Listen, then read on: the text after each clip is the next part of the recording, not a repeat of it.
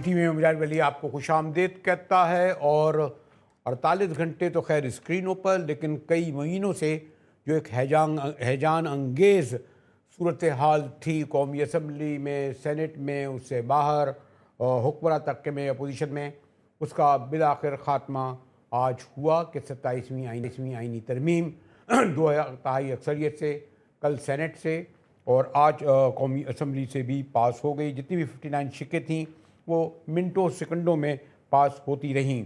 بلاول صاحب کا بھی آج بڑا گرجدار خطاب تھا، جس میں انہوں نے کہا کہ ہم فیلڈ مارشل کے عہدے کو آئینی تحفظ دلا رہے ہیں، اور پھر ایک طرف یہ بھی کہا گیا کہ وزیر قانون کی جانب سے یقین دلاتا ہوں یحییٰ آفریدی چیف جسٹس ہوں گے۔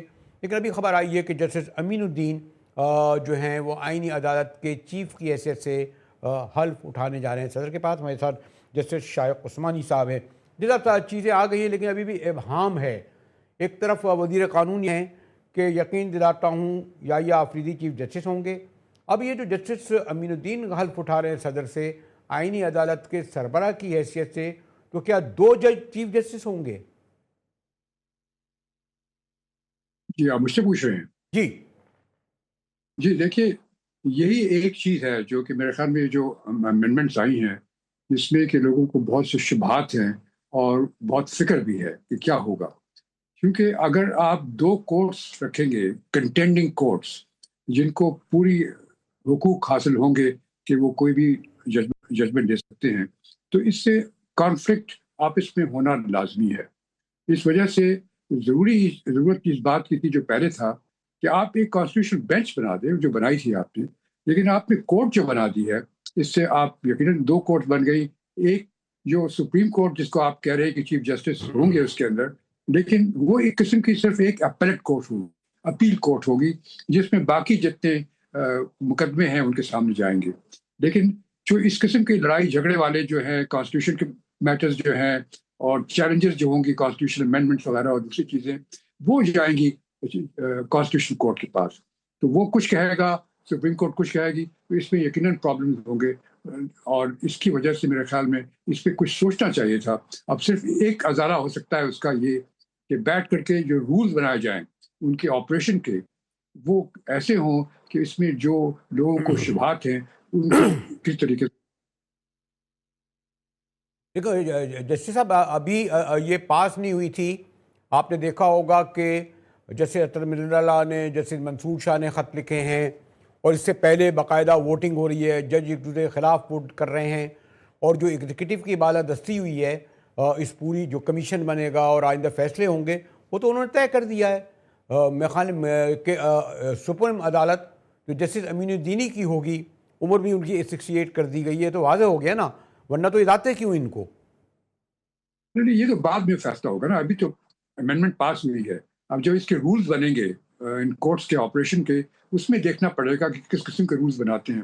نہیں، وہ رولز کے نہیں، وہ تو رولز بنائیں گے نہیں، وہ تو پہلے ہی انہوں نے استحقاق لے لیا ہے کہ پارلیمنٹ یا جوڈیشل کمیشن کرے گا نا، رولز بنائے گا کہ ججوں کی تبادلے، ججوں کا، ایون یہ کہ 5 رکنی بینچ ہو یا 7 رکنی بینچ ہو، اب یہ فیصلے تمام ایگزیکٹو نے لے لیے نا، کمیشن نے لے لیے نا جسٹس صاحب۔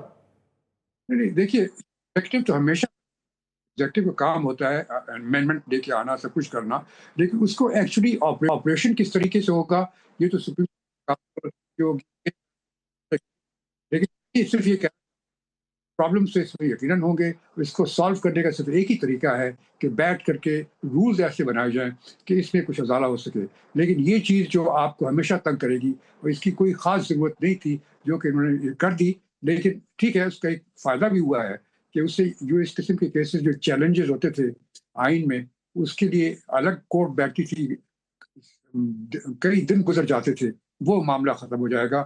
وہ اپنا کام کریں گے اور سپریم کورٹ بحیثیت ایک اپیلیٹ کورٹ کے وہ اپنا کام کرے گی۔ نہیں، جیسے اب 2 باتیں کہی جا رہی ہیں۔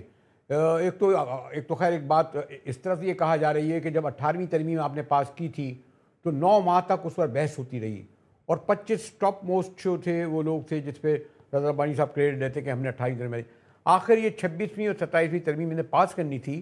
ماشاءاللہ ان کے پاس ابھی بہت سارا وقت تھا، 1 ہفتہ، 2 ہفتہ، 3 ہفتہ، ایک کمیٹی بنتی، بحث ہوتی، کھل کر ہوتی۔ یہ جو 26ویں آئینی ترمیم تو رات کی تاریکی میں ہوئی، آج بھی جس طرح 59 شکیں جو ہیں وہ غالباً منٹوں میں کر دی جو یہ اتنی جلدی کیا تھی اس کی؟ جی بالکل آپ سے میں ایگری کرتا ہوں. دیکھیے کانسٹیٹیوشنل امینڈمنٹ ایک ایسی چیز ہوتی ہے جس سے کہ آپ اپنا ملک کا جو آئین اس کو تبدیل کر رہے ہیں کس طریقے سے، تو ضروری ہے کہ اس پہ ڈبیٹ ہو، اور ہر جگہ ڈبیٹ ہونی چاہیے تھی، فورمز ہونے چاہیے تھے، ڈبیٹنگ فورم ہونے چاہیے تھے، سیمینار ہونے چاہیے تھی، اور اس کے بعد میں ساری سفارشات کو اکٹھا کر کے پھر یہ کام کرنا چاہیے تھا. اور صحیح آپ کہہ رہے ہیں کہ اس کی اتنی جلدی کی کیا ضرورت تھی. ٹھیک ہے، چینج کرنا ہونا، چینجز آتے ہیں اور ڈالنے بھی چاہیے. اب مجھے یاد ہے جس طرح 18th امینڈمنٹ جب آئی تھی تو اتنے لوگ اس کے خلاف تھے، جب انہوں نے کہا کہ پہلے ہمارے ملک میں رواج تو یہی تھا نا کہ فیڈرل گورنمنٹ جو ہے وہ سب سے زیادہ امپورٹنٹ تھی، پروونشل گورنمنٹس کو کوئی امپورٹنٹ نہیں تھی. جب 18th امینڈمنٹ آئی اس کی وجہ سے جب پروونسز کو زیادہ پاور دینی شروع ہو گئی، اس کی وجہ سے کافی پرابلمز ہوئے تھے. اسی طرح سے اس دفعہ بھی ہو گئے پرابلم، لیکن یہ یہ ضروری ہے کہ اس کو چاہیے تھا پہلے سالو کرنے کا بجائے بعد میں سالو کرنے کا. لیکن یہ جو 18ویں ترمیم جس پہ کمپرومائز کیا حکومت نے کیونکہ بلاول صاحب نے کہا کوئی کسی کا باپ بھی جو ہے وہ اس کو ختم نہیں کر سکتا. وجہ یہ تھی نا کہ اصل یہ بھی تھا کہ جو ترامیم لائی جا رہی تھی کہ صوبوں کے پاس اتنا کچھ چلا گیا تھا، غالباً 52.5%.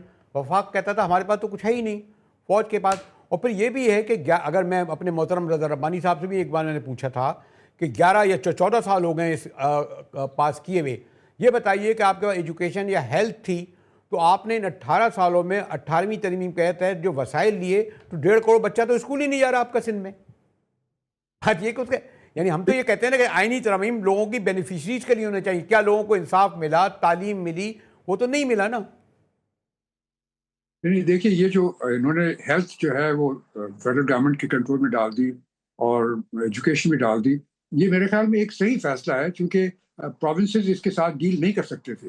سندھ کے اندر تو ابھی جو اسکولوں کا حال ہے، اور اسکول وہ تنخواہ لیتے ہیں ٹیچر، پڑھاتا کوئی ہے نہیں، اور ہیلتھ کے پھر بھی کچھ بہتر حالات ہیں سندھ میں، لیکن ایجوکیشن کے معاملے میں بہت ہی بری حالت ہے. تو جس صاحب یہ آپ اس جو پہ ابھی تو یہ موضوع ہے، پینڈورا باکس کھلا ہے اور مزید جو شکوائز ہم اس کا جائزہ لیں گے. آپ کا شکریہ کہ آپ کو میں نے زحمت دی، انتظار بھی بلکہ کرنا پڑا. کیا کریں کہ پرائم منسٹر کی ساری تھی اور مجھے بریک کی طرف جانا ہے. بہت بڑا موضوع ہے 27ویں آئینی ترمیم جو کی 59 شکیں غالباً چند گھنٹوں میں پاس ہو گئیں.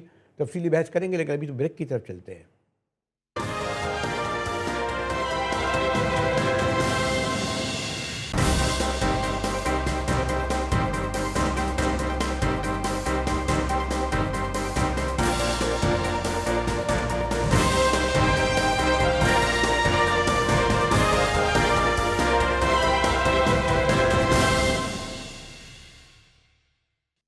ایک بار پھر آپ کے سامنے آتے ہیں. میری گفتگو محترم جسٹس ریٹائر شائق عثمانی صاحب سے ہو رہی تھی. ممتاز مارکن جسٹس صاحب، جیسے اگر میں آپ سے کنکلوڈ کرواؤں کہ آپ ابھی کہہ رہے تھے کہ 27ویں آئینی ترمیم کے بعد بھی ابہام رہے گا اور کنفرٹ ایک لحاظ سے رہیں گے یا کمفرٹیبل رہیں گے، یعنی سپریم کورٹ. اور یہ تو کیا اس کے لیے 28ویں ترمیم کی ضرورت پڑے گی کوئی اور جس کی باتیں سنائی دے رہی ہے؟ جی نہیں، میرے خیال میں اور کسی ترمیم کی ضرورت نہیں ہے.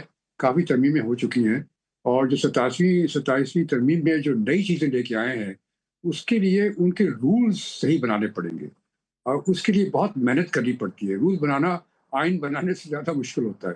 تو اس کے لیے دیکھیے کہ یہ کس طرح کی ٹیم بناتے ہیں، کس طریقے سے رولز بناتے ہیں، تو اس سے پھر پتہ چلے گا کہ معاملہ آئندہ صحیح طریقے سے چلے گا یا پرابلمز ہو گئے. ابھی بھی جو آپ دیکھ رہے ہیں کہ ججز آپس میں لڑ رہے ہیں، ہر ایک اب ججز ایک دوسرے کو خط لکھ رہے ہیں. یہ سب چیزیں جو پہلے تو نہیں ہوتی تھی جوڈیشری میں، یہ سب اس وجہ سے ہوئی ہے کیونکہ چینجز کیے جا رہے ہیں جوڈیشری میں. تو ان سب چیز کا ازالہ نکالنا پڑے گا، کوئی طریقہ ڈھونڈنا پڑے گا، اور اس کے لیے صحیح طریقے سے آئین کے جو رولز بنیں گے وہ صحیح طریقے سے بنائیں گے. شکریہ جسٹس شائق عثمانی صاحب. ہم گفتگو کر رہے تھے محترم جسٹس شائق عثمانی صاحب سے.